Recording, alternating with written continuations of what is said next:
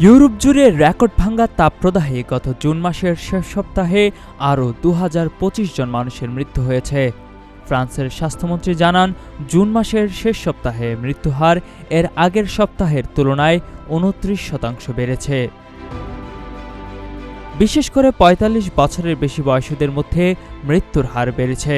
আবহাওয়াবিদরা সতর্ক করে বলেছেন, আগামী কয়েকদিনে ইউরোপে আরও চরম তাপমাত্রা দেখা দিতে পারে। গত ২৪ জুন ফ্রান্সে দেশজুড়ে গড় হিসেবে ইতিহাসের সর্বোচ্চ তাপমাত্রা রেকর্ড করা হয়েছিল। ওই দিন রাজধানী প্যারিসে তাপমাত্রা প্রায় ৪১ ডিগ্রি সেলসিয়াসে পৌঁছায় এবং দেশের অর্ধেক এলাকায় তাপপ্রদাহে সর্বোচ্চ পর্যায়ের লাল সতর্কতা জারি করা হয়।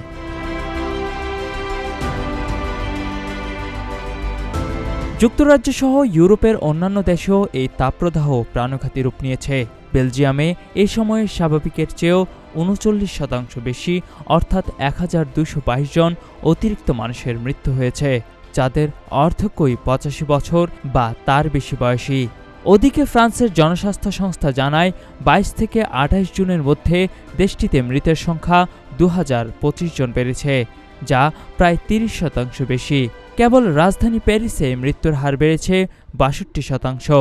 ফ্রান্সের স্বাস্থ্য মন্ত্রণালয় আশঙ্কা প্রকাশ করে বলেছে, মৃত্যুর প্রাথমিক এই পরিসংখ্যান প্রকৃত সংখ্যার চেয়েও কমও হতে পারে। তীব্র দাবদাহে পানিতে ডুবে মৃত্যুর ঘটনাও উল্লেখযোগ্যভাবে বেড়েছে। ফ্রান্সের স্বরাষ্ট্রমন্ত্রী জানান, ১৮ জুন থেকে এ পর্যন্ত পানিতে ডুবে ৭২ জনের মৃত্যু হয়েছে। বিশ্বজুড়ে জলবায়ু পরিবর্তনের কারণে তাপমাত্রা বাড়ছে, তবে ইউরোপে বিশেষত এর প্রভাব বেশি স্পষ্ট।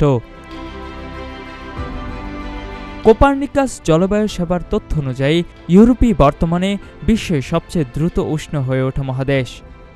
এখানে বৈশ্বিক গড়ের তুলনায় দ্বিগুণ গতিতে তাপমাত্রা বাড়ছে। কুমিল্লার কাগজ, নিউজ ডেস্ক।